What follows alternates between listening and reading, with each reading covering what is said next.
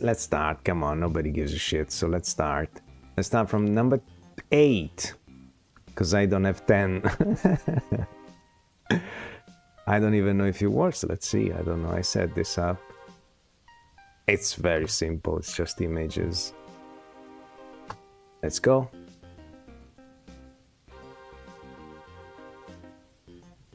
Batman Arkham Asylum. Okay, it's definitely the best Arkham chapter in my opinion. Well, I still have to play Arkham Knight. We'll play it as is tradition by now at the start of this year. So it's the only one where stealth is really doable. It's really an option, so that's why. If I had to make a preference of the ones that I played, that would be obviously Arkham Asylum, Arkham Origins, and then Arkham City. Arkham City is freaking tragic. Oh, also it's covering the chat. Oh, cool. Good. Let's see. Ticket account. Why is it covering the chat? Yeah. Now it's not doing it. There you go. Cool. You protest? What? Let's see here, Gabrielle. Now I am. Cool. Yeah. Now everybody can see your stupid comments that will be forever preserved on the internet. There will be a testimony of a freaking Gabriel freaking yell for the millennia to come. How lucky humanity is. No wonder it's dying off. Come on, say what you gotta say. Let's go. Continue. I'll give my verdict at the end. Okay. Cool. You airplane pioneer. So it's the only one where stealth is really possible. It's also a bit more contained as a game. I don't mind it. I don't mind linear games. I'm old, so I'm accustomed to play good games, the old ones, where open world wasn't even a possibility. So it's fine. I don't like the open world. I don't like because it becomes tiresome. It becomes go here, go there, do this, do that. Obviously, the game tries to make you travel through the open world. Otherwise, what's the point of having an open world? No. The asylum, it's a place. It's better. Okay. I don't know. I like this game better. Gameplay wise, it's like the other games, and probably it lacks Arkham City and Arkham Origins are way easier to counter. So to block a hit that you're receiving and then counter hit the guy. Here it's way more of a pain. You gotta actually time it. But again, I'm accustomed to old games, so I don't mind it. That I have to develop the skill of being able to time it properly, even if I never was able to. But that's because I suck. Okay, it's not on the game. So fine, I think it's the best one in the series as of now, but it's not a good game. I'm sorry, it's not a good game.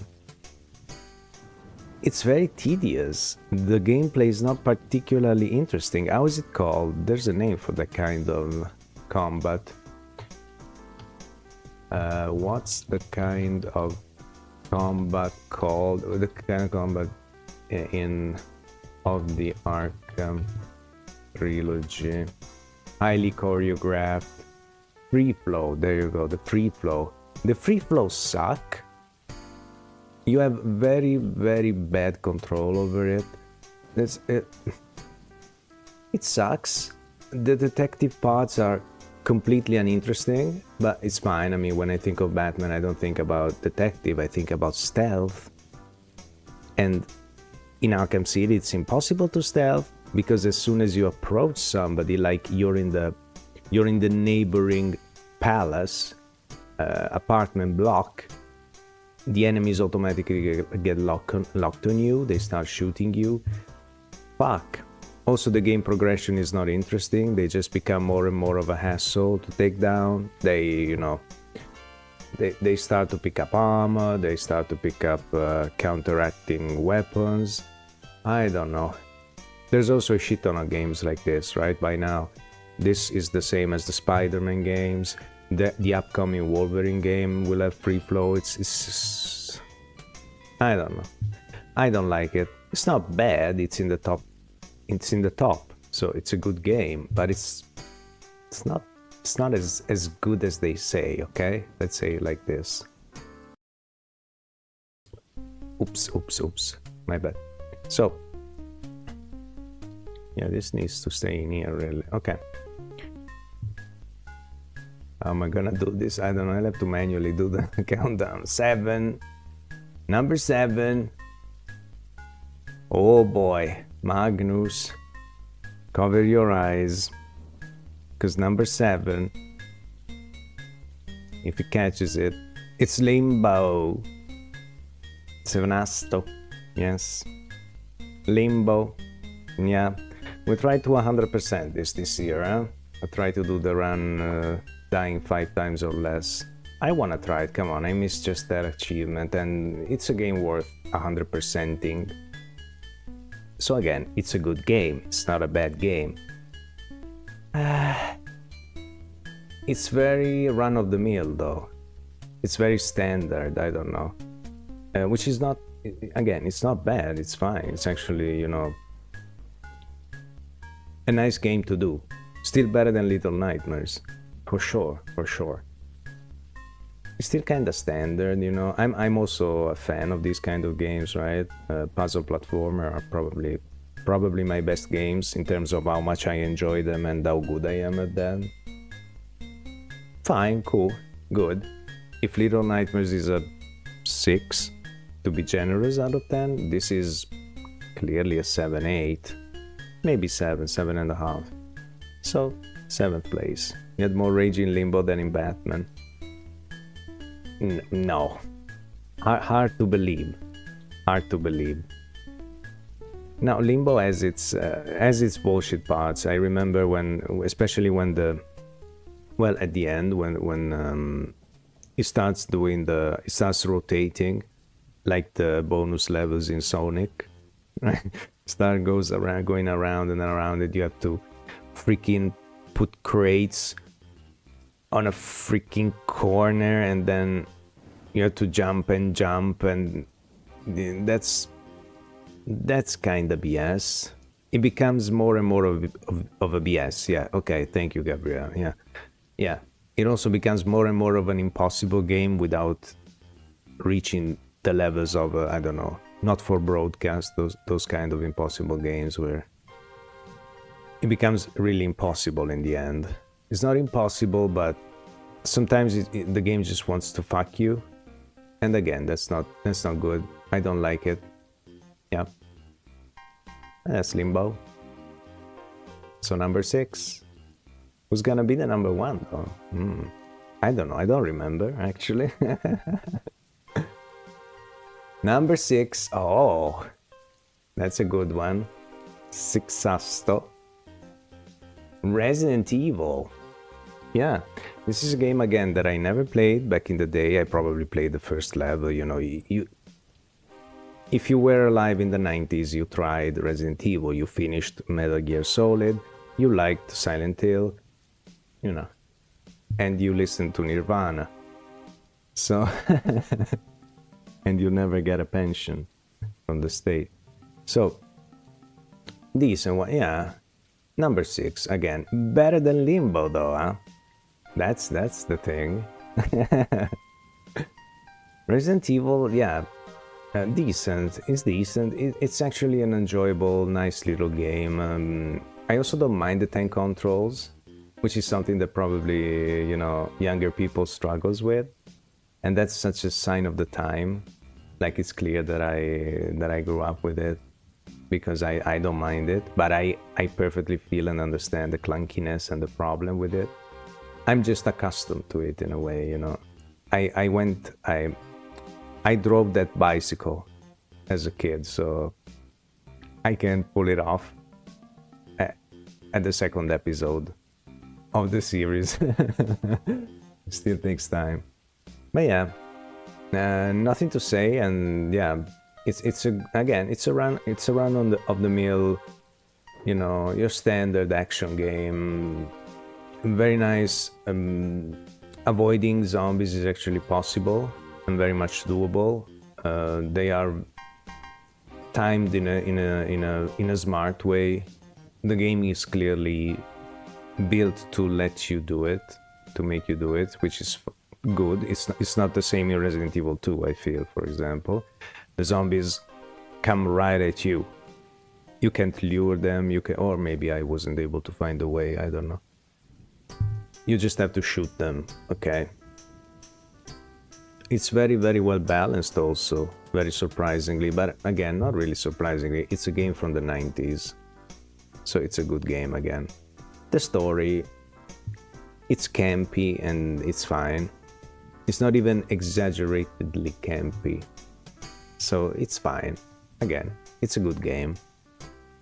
Better than Limbo though. Best game of the 90s? Dizzy! Yeah, she is. I don't know if she's from the 90s. If she is, it's the best thing the 90s did. Number 5, well, you won't agree, but it's fine. Freedom Fighters. Yeah, Freedom Fighters. I had a lot of fun playing this. I finished this once on stream, once for an Italian run on YouTube that I don't think I published because I was too good.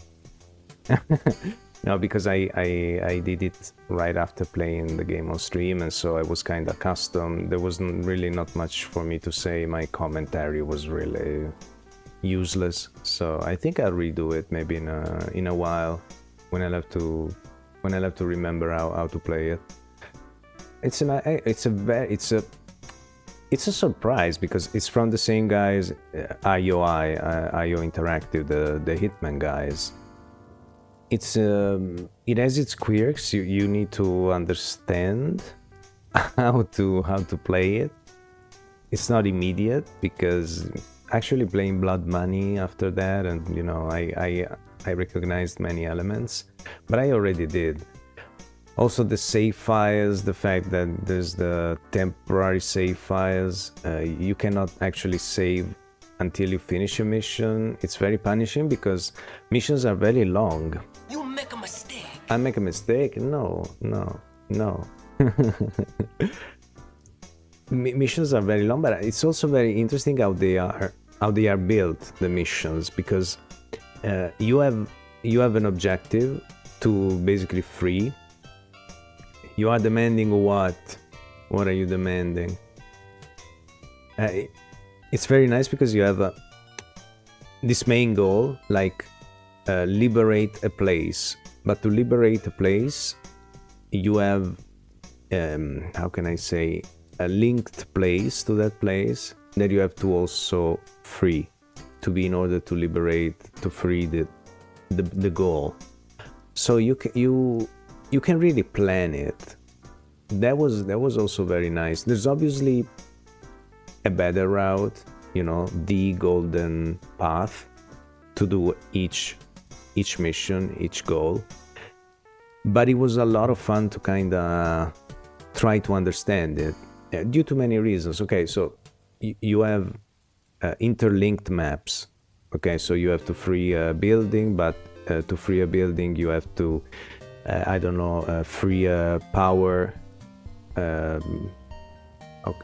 facility first so that you can take out the lights on the final goal, etc. Something like this. So there are steps. You can also avoid the steps. You can go right to the goal, right? Again, there's a lot of freedom in the planning. That's probably the funniest thing of the game to me.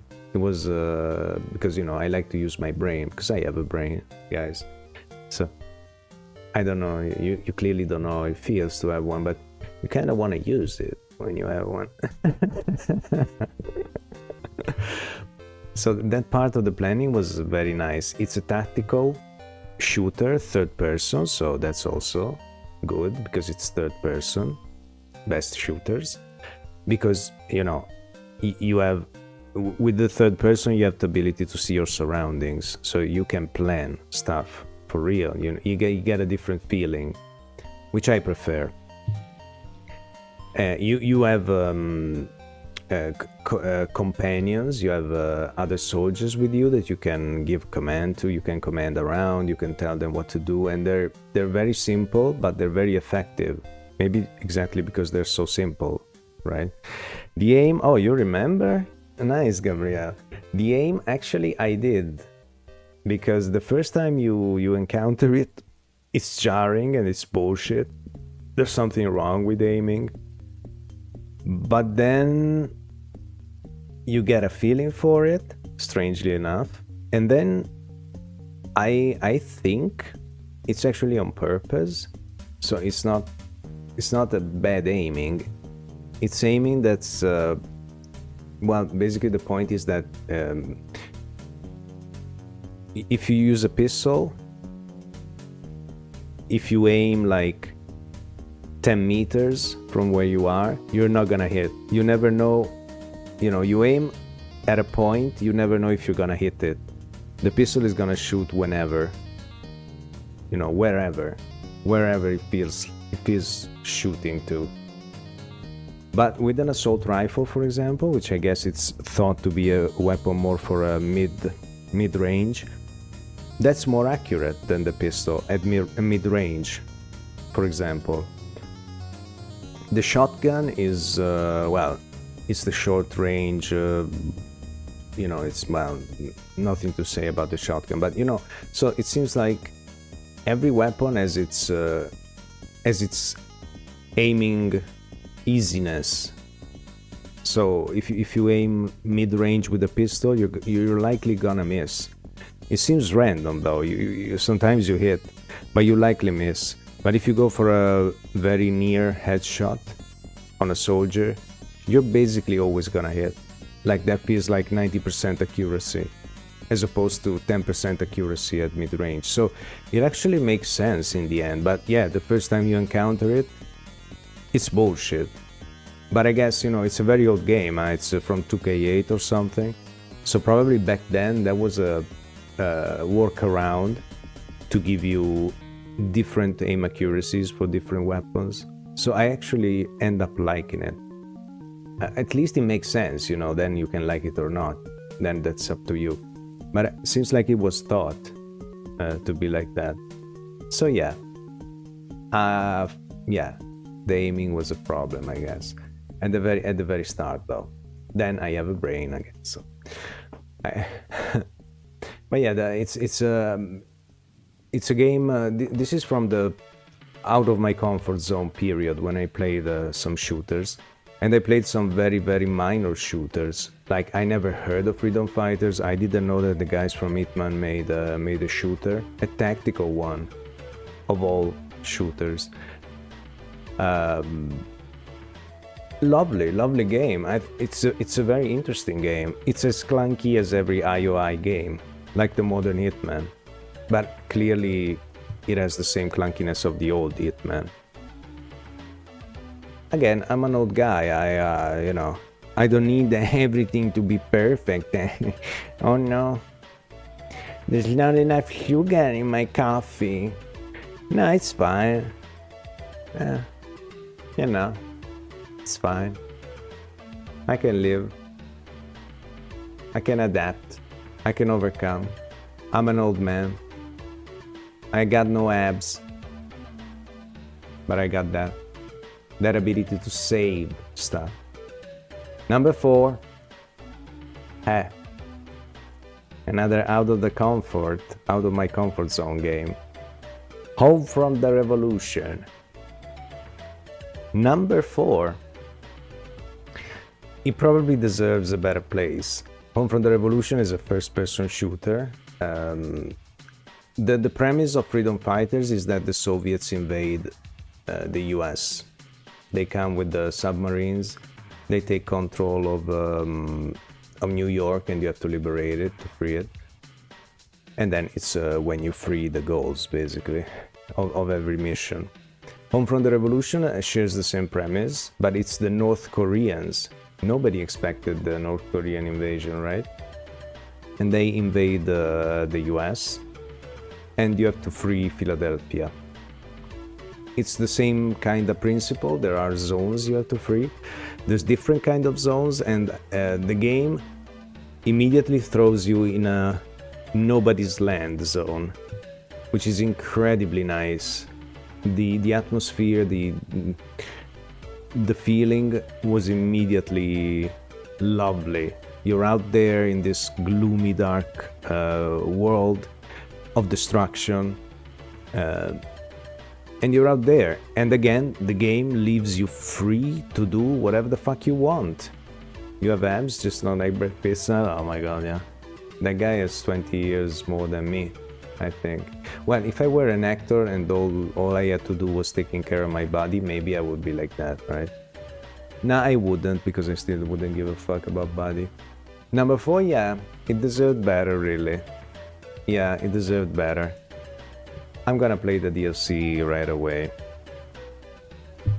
Lovely game. You can do whatever you want, and you can free every single zone. Okay.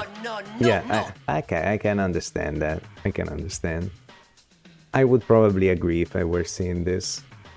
But I mean, strange that you liked it, because I don't know, you weren't here for this game, I think. I didn't think you like it. But again, you can do whatever you want, however you want. There's obviously a linear story in the background, so well, or in the foreground, that you have to satisfy. But then you can liberate every zone. You can do, or not. You can finish the game without liberating every zone. There are various kinds of side missions. I don't know, blow up this, liberate that, take out that. You know, there are different kind of chores, which are chores, I mean. But it's lovely.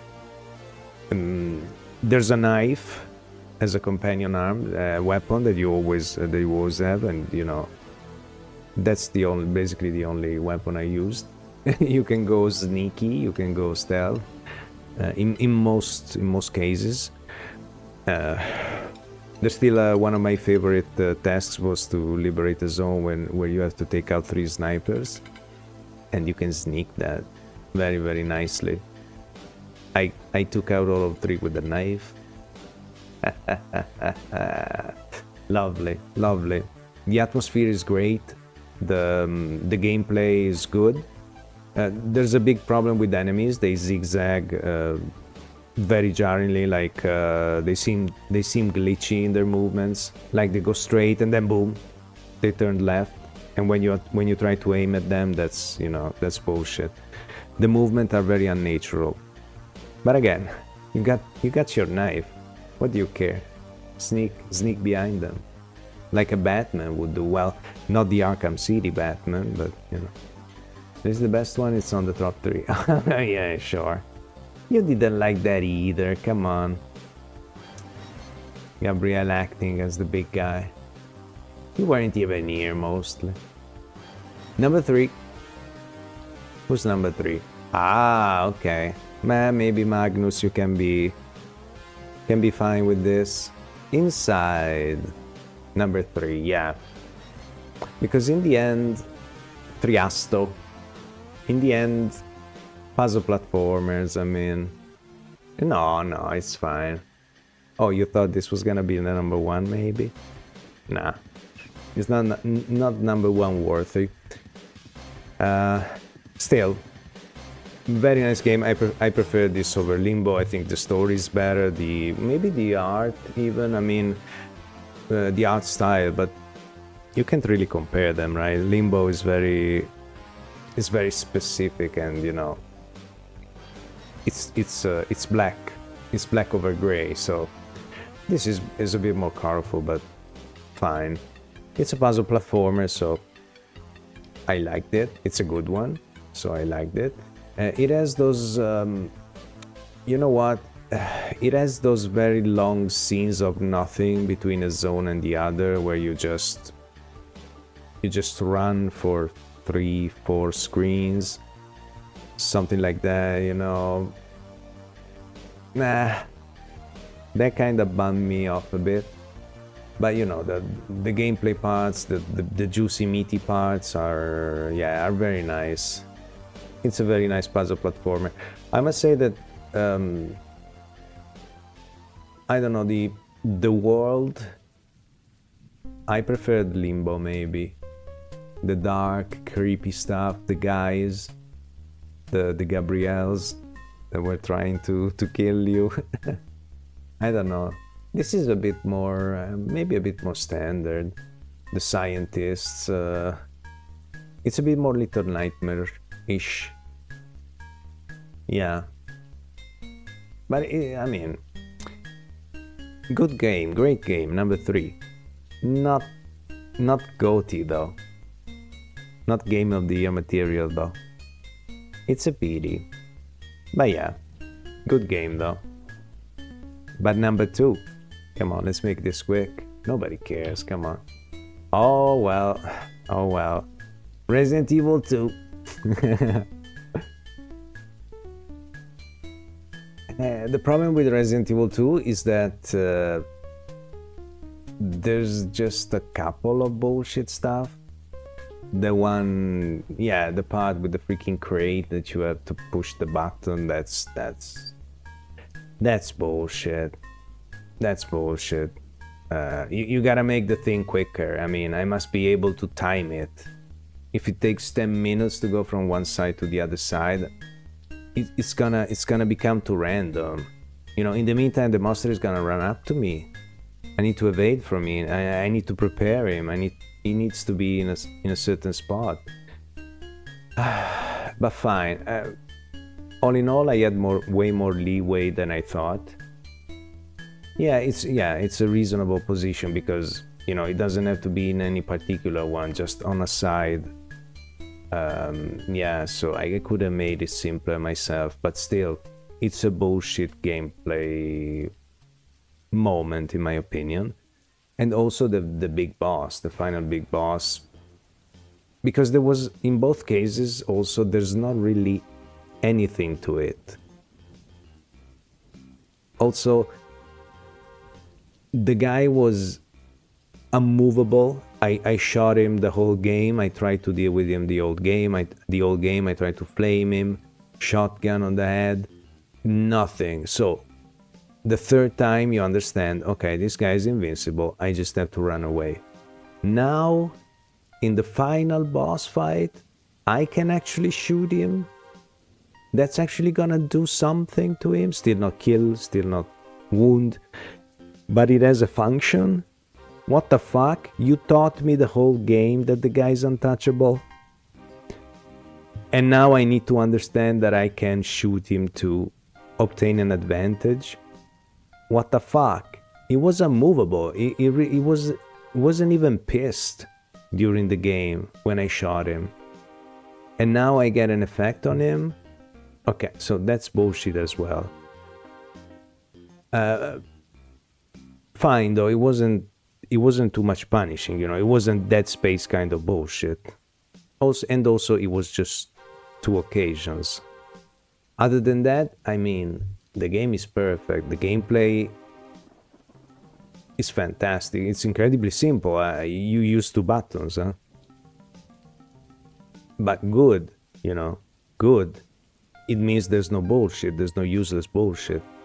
So the gameplay is perfect, flows perfectly. The game was, you know, as a remake also, the fact that it's a remake is also very important because they don't make remakes, decent remakes anymore.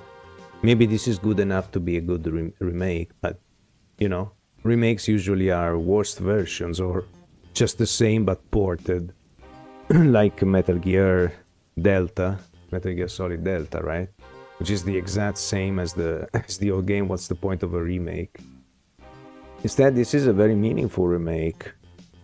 I mean, it looks and it plays as a modern game in any single way, And this is back, back in my days. This is a 90s game, right? Something like that. So the game is perfect. Nothing was bothering. Nothing was annoying. Nothing was stretched. Another lesson that modern games should take. They stretch stuff to the unbelievable. Puzzles were actually good. Puzzles reminded me of the Silent Hill ones instead of the bullshit, stupid, useless Resident Evil ones. I mean, as a guy who never gave a shit about the series and I never played Resident Evil, never played any Resident Evil. Wow, great game. Loved it. And number one, I guess Gabrielle is gonna be satisfied. Number one, we all know what's gonna be, right? You know it, Gabrielle, right? There was no doubt about this whole year. We all know what's coming. We all saw it coming, right? So the number one is Expedition 33. That's a stupid joke, right? Stupid joke. Stupid joke is fine. Stupid joke. Stupid joke. Yeah. Obviously, right? Fine, fine. Easy joke, easy joke. Actually, I should have gone with this. So, the real number one is dead. Spec Ops The Line. This game has a very big problem, but that's also a strength. It's way too short. Which is not actually. It has like 13 missions or something like that, so 13 levels.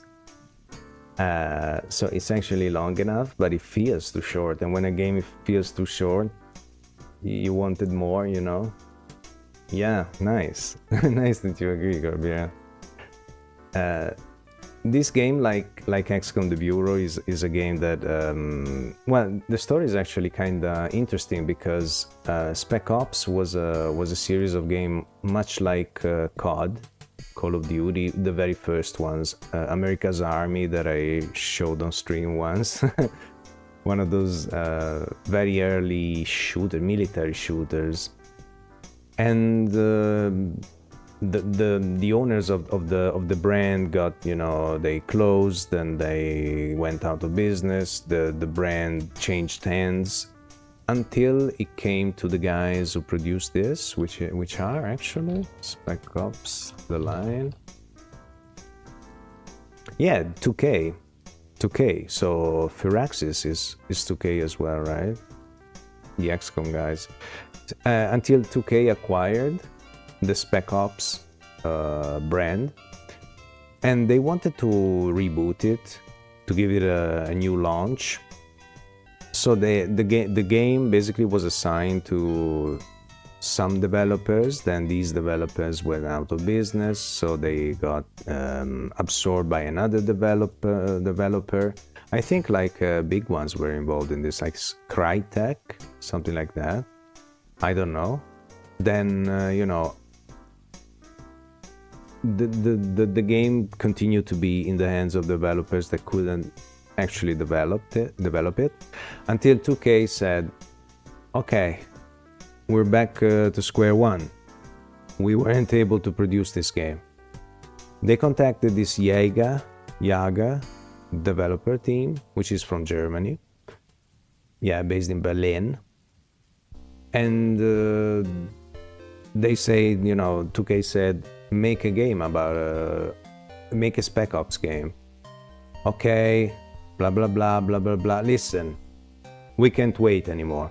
Do whatever the fuck you want. Okay, they started to proposing ideas, but, 2K wasn't really on board. But, time was so short. It was so many years that the game was in development hell, that they said to the Jaeger guys, do whatever the fuck you want, okay? We just want a multiplayer COD, Call of Duty style, so that we can sell, okay? And they promoted the multiplayer. The multiplayer back then was all the rage. So that's all they care about. They didn't want to the developers didn't want to make a multiplayer, but in the end, fine, they compromised for that. And so the resulting game was this. which gameplay-wise is incredibly bare-bone. So, one of the few games that truly uses word to tell a story, heavy, brave, and unforgettable. Wow, Gabriel. Those are my words, maybe. Gabriel 2026. Yeah. But it's also I would say, the only game that tells war for what it is, which is a tragedy. A very human, banal, daily tragedy. There's no, apart from one, very famous, I guess, depiction, there's no real depiction of tragedy. It's just in the details, in the background. So you encounter the drawings of children. You encounter a place that was actually, was once used to accommodate the people, but then they got deported to another place, so they left whatever they had. There's the very, very nice Lugo remark about, I think it was Lugo, right? About the fact that they were full of metal stuff, very valuable stuff, so they weren't that poor after all. Look at these people. But then, the game tells you that they actually collected all the valuable stuff they could have to actually make bullets to fight against what was happening. So Luigi, yeah. The Luigi of Spec Ops The Line. It also gives you kind of if you want to see it, obviously it's not a shovel down your throat. It's there if you want to see it. There's a lot of the perspective of the people that were actually suffering what was happening. The people in Dubai often react to what's happening, but it's always a legit reaction. It's actually the US military guys that went into a situation they shouldn't have gone because they are Americans, so they save lives, so they do the right thing, and they persevere in doing the right thing, and they, in the end, perturbed,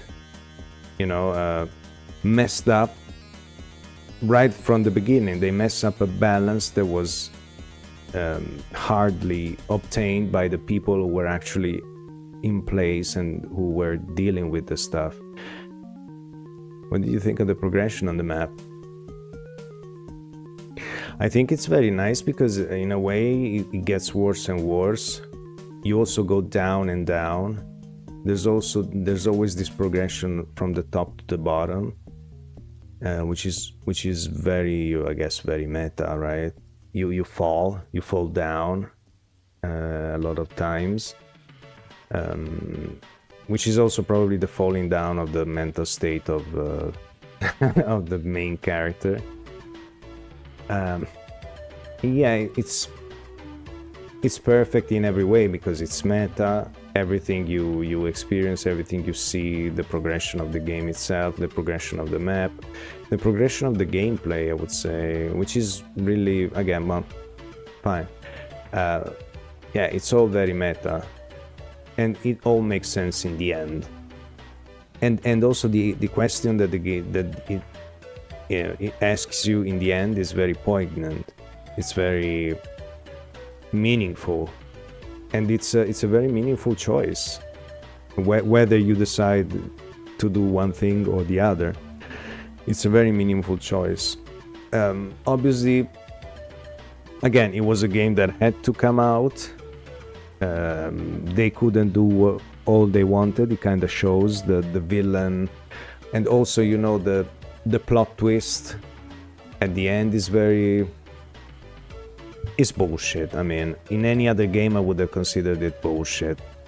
I would have criticized it because, no, you don't do that. But in this case, it's fine because the point of the game is another. So it forces you through a path, even if you maybe understand that there's something wrong, or even if you understand what's wrong with what's happening, you're still forced to do it. I mean, the white phosphorus thing is the, I would have probably closed the game there if I were alone, because yeah, that's not a thing I would do. But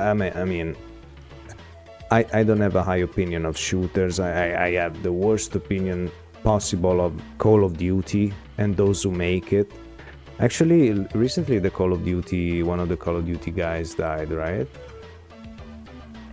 Call of Duty, was it a developer died?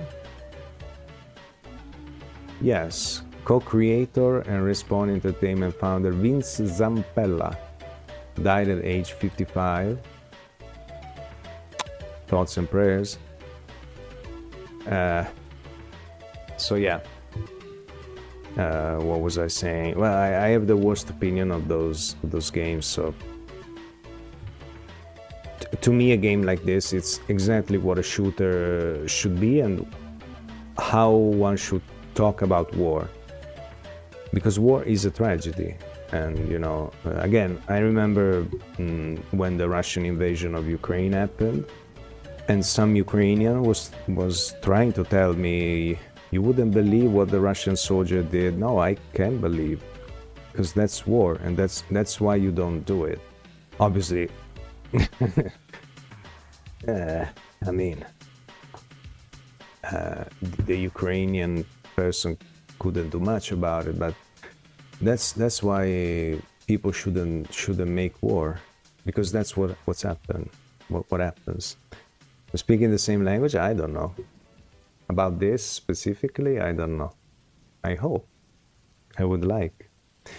But, you know, there's a lot of celebration of war, glamorization of war, which, you know, Call of Duty is the banner, you know, of this, which I don't like. I also never liked the American movies, the American cinema that glorifies war. You know, it's fine if it's for escapism, fine, but it's a very dangerous message. No, especially we the people, the guys who are gonna die in a war, we should be against it. If a politician is pro-war, I can understand, but when the people think the same as the person that are not the people, that's the problem. But fine. Fine. So Spec Ops The Line, which also means that I will have to 100% this coming year. I hope it doesn't have too many achievements.